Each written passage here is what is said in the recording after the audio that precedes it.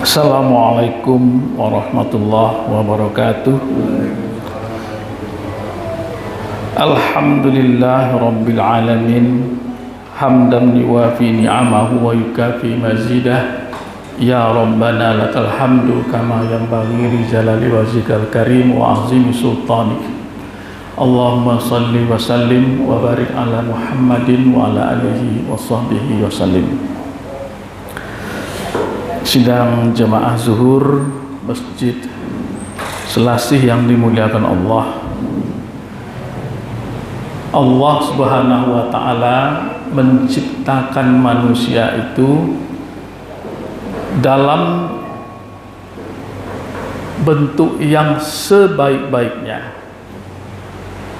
Allah mengangkat derajat manusia itu sangat tinggi, memuliakannya. Itu terlihat dari beberapa ayat Al-Quran yang mengindikasikan seperti itu. Walaqad karramna bani Adam, kata Allah, bahwa sesungguhnya Allah memuliakan Bani Adam, memuliakan manusia. Kemudian di ayat yang lain, wa idh qala rabbuka lil malaikati inni ja'ilum fil ardi khalifah. Ketika Allah berkata kepada malaikat, wahai malaikat, aku akan menciptakan satu makhluk di bumi itu sebagai khalifah, yaitu manusia, sebagai khalifah yang berkuasa, artinya yang mulia. Di lain ayat Allah katakan di surah At-Tin, wat-tini wa zaituni wa turi sinina wa hadzal baladil amin, laqad khalaqnal insana fi ahsani taqwim. Sungguh aku menciptakan manusia itu dalam sebaik-baik bentuk, sebaik-baik kejadian.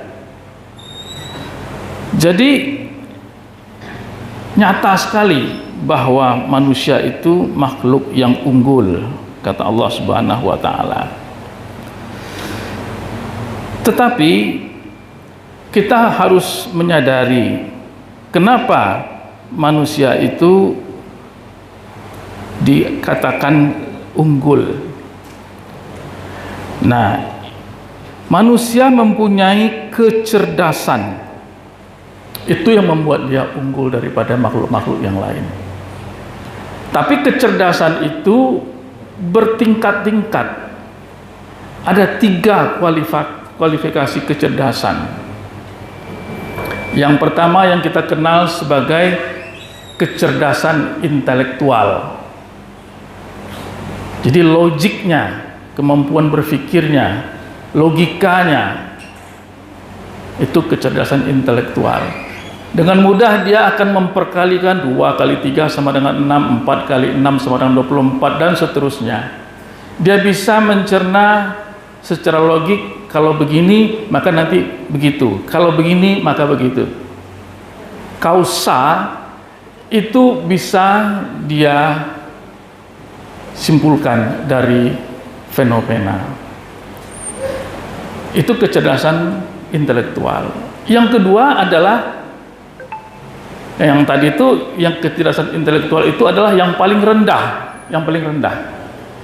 Yang kedua adalah kecerdasan emosional. Nah, kalau emosional ini jangan kita berpikir, wah dia gampang menangis, gampang marah. Bukan itu yang kecerdasan emosional, ya.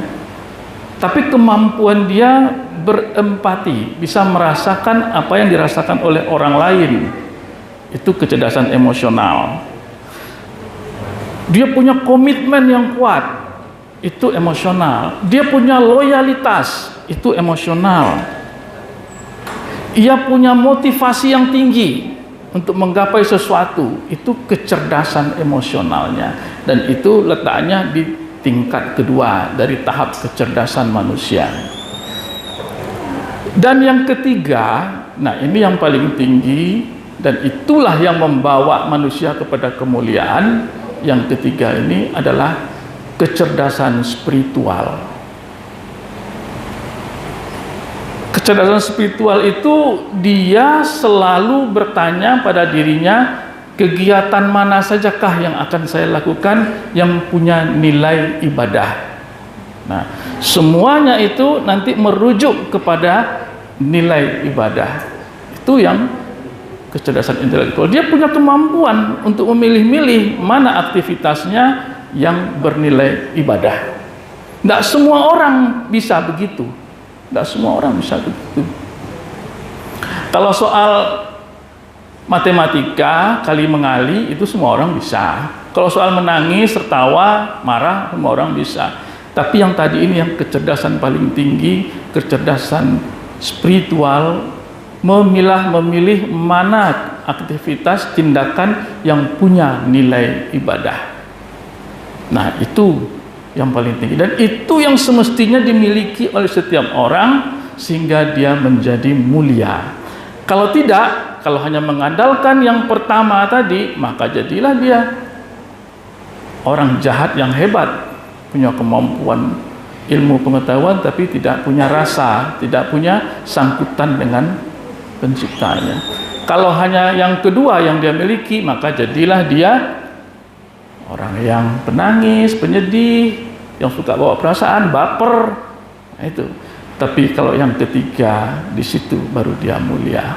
Maka sahabat, saudara-saudara, para jemaah, mari kita miliki kecerdasan spiritual sebagai pusat tertinggi dari tingkat kecerdasan manusia.